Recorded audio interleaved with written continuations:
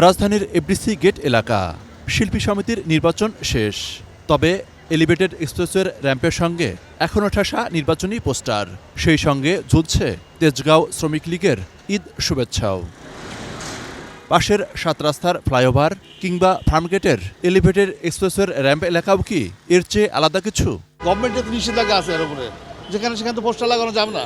Poster লাগানোর তো নির্দিষ্ট জায়গা আছে। সিটি কর্পোরেশন রোল অবশ্যই থাকার কথা। এটা কে করবে? সিটি কর্পোরেশনের দায়িত্বটা। ডিজিটাল যুগে বা 4G জেনারেশনে আমরা যারা আছি এই মুহূর্তে, এই অবস্থায় এগুলা দেখতে বিব্রতকর অবস্থা।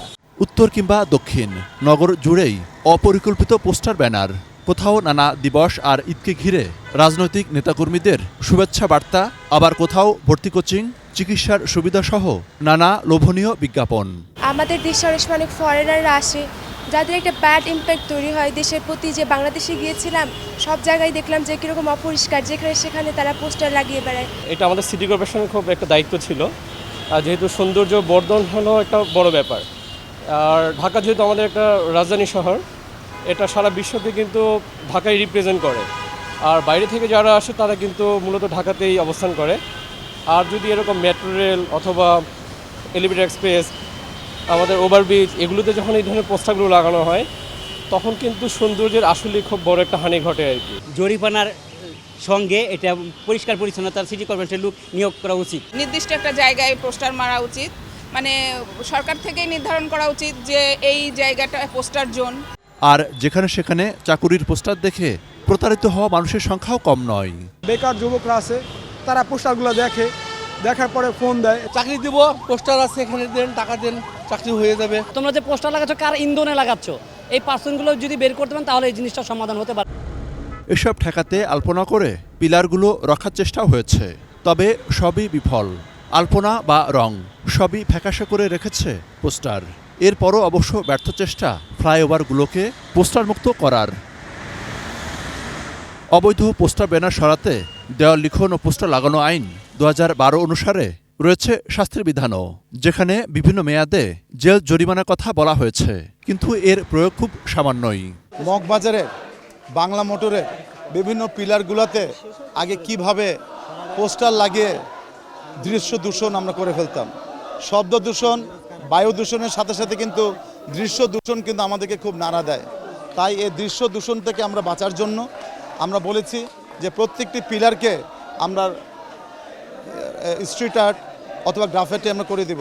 তারই পরিকল্পনা অনুযায়ী আমরা কিন্তু আমাদের সেই গ্রাফিটির কাজ কিন্তু আমরা করছি এবং স্ট্রিট আর্ট করছি, রিক্সা আর্ট করছি, এবং যেখানে রিক্সা বা গ্রাফিটি লাগানো হয়েছে ওখানে কিন্তু পোস্টার কিন্তু কেউ লাগায়নি এখন পর্যন্ত। এবং আমি বলেছি যদি ওখানে কোনো পোস্টার দেখি তাহলে ওই পোস্টারের উপর কিন্তু আমি জুতার মালা লাগিয়ে দেবো, কিন্তু ওই পোস্টারের উপর আমি জুতার মালা লাগিয়ে দেবো যেই পোস্টার লাগায়। সুতরাং এই শহরটা তো আমাদের, যেখানে আমি নির্দিষ্ট স্থান করে দিয়েছি পোস্টারের জন্য, সেখানেও কেন তারা পোস্টার লাগাবে? আমি সবাইকে বলবো পোস্টার থেকে বিরত থাকার জন্য। বিলবোর্ড না তৈরি করে আমরা দিলের বোর্ড তৈরি করি, দিলের মাধ্যমে মানুষকে জয় করি। বিলবোর্ড করে কিন্তু মানুষ কেউ কাউকে ভোট দেবে না। সুতরাং এই পোস্টারের বিরুদ্ধে আমরা স্ট্রিট আর্ট করছি। মহাখালী ব্রিজটা কিন্তু আমরা পুরো স্ট্রিট আর্ট করে ফেলেছি। সুতরাং আমরা আশা করি এই দৃশ্য দূষণ থেকে এই নগরবাসীকে বাঁচানোর জন্য আমি সবাইকে বিনীত অনুরোধ করছি।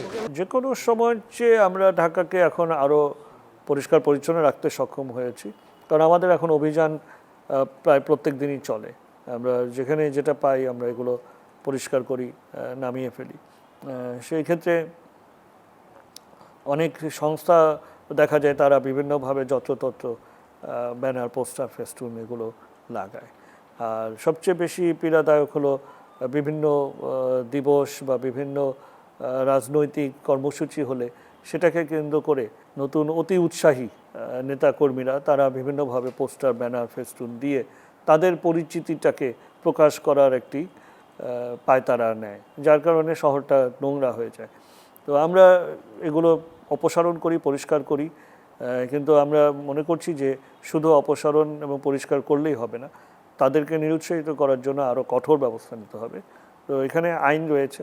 আমরা এখন থেকে যেটা চিন্তা করেছি যে আমরা তাদেরকে শনাক্ত করব, চিহ্নিত করব এবং তাদেরকে জরিমানা করব।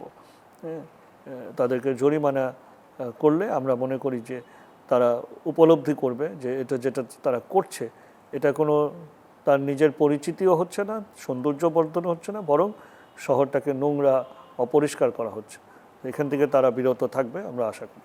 শুধু অনুরোধ আর বছরে দু একটি অভিযান দিয়ে নগরীর পোস্টার নিয়ন্ত্রণ সম্ভব নয় মনে করছেন এই নগর পরিকল্পনাবিদ। যে যারা দেয়ালে পোস্টার লাগাবে এবং জাট পোস্টার লাগাবে উভয়কেই কিন্তু দণ্ড দেয়া। যে কোনো রাষ্ট্রে কিন্তু আইন যদি আপনি প্রয়োগ না করেন তখন মানুষ সেটার সুবিধা নিবেই। মনিরুল ইসলাম মিন্টু, 18 নিউজ, ঢাকা।